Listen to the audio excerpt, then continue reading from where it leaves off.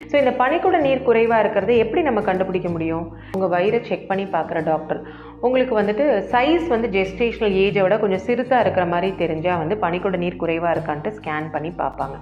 அடுத்தது உங்களுக்கு membranes rupture ஆகிருந்து அதனால் பனிக்குட நீர் போயிட்டு இருந்ததுன்னா அதை உங்களால் ஃபீல் பண்ண முடியும். ஸோ நீங்கள் இமீடியட்டாக டாக்டர் கிட்ட போயிட்டு கன்சல்ட் பண்ண வேண்டியது ரொம்ப ரொம்ப முக்கியம். ஸோ இந்த பனிக்குட நீர் குறைவாக இருக்கிறதுனால என்ன மாதிரி பிரச்சனைகள் வரலாம்?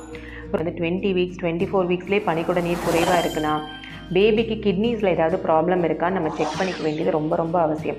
அடுத்தது அந்த மாதிரி எதுவும் ப்ராப்ளம் இல்லாமலே பனிக்குட நீர் குறைவாக இருக்குன்னா குறை மாதத்தில் பேபி டெலிவரி ஆகிறதுக்கான வாய்ப்பு, அபார்ஷன் ஆகிறதுக்கான வாய்ப்பு, இன்ஃபெக்ஷன் ஆகிறதுக்கான வாய்ப்பு, இது எல்லாமே வந்து பனிக்குட நீர் குறைவாக இருக்கிற பெண்களுக்கு ஏற்படலாம்.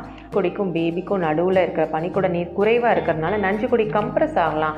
அதனால் பேபிக்கு போகிற ரத்த ஓட்டம் குறைவாக இருக்கலாம். ஸோ கிட்ட டெலிவரி பண்ண வேண்டிய கண்டிஷன் ஏற்படலாம். சில சமயம் சிசேரியன் டெலிவரியும் ஏற்படுவதற்கான வாய்ப்பு வந்துட்டு இந்த பனிக்குட நீர் குறைவாக இருக்கவங்களுக்கு இருக்குது. இது வரைக்கும் இந்த பேபி எப்படி இருக்குது அப்படின்றத நம்ம தெரிஞ்சுக்கிறதுக்கு க்ரோத் ஸ்கேன், அதுக்கப்புறம் சீரியலாக வந்துட்டு நம்ம பயோஃபிசிக்கல் ப்ரொஃபைல் அப்படின்னு சொல்லக்கூடிய பேபியோட மூமெண்ட்ஸை வந்து ஸ்கேன் மூலமாக பார்ப்போம்.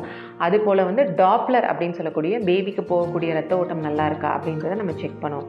ஸோ இது எல்லாமே நல்லா இருக்கிற வரைக்கும் நம்ம ப்ரெக்னென்சியை ப்ரொலாங் பண்ணுறதுக்கு ட்ரை பண்ணுறது ரொம்ப ரொம்ப அவசியம்.